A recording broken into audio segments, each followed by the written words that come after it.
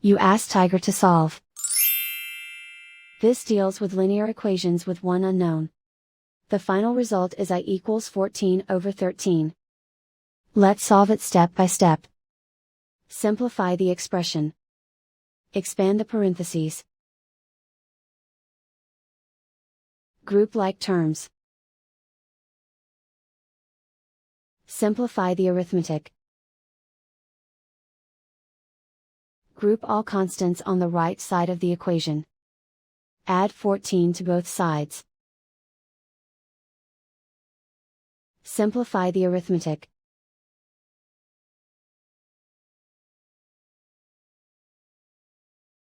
Isolate the I. Divide both sides by 13. Simplify the fraction. And so the final result is I equals 14 over 13.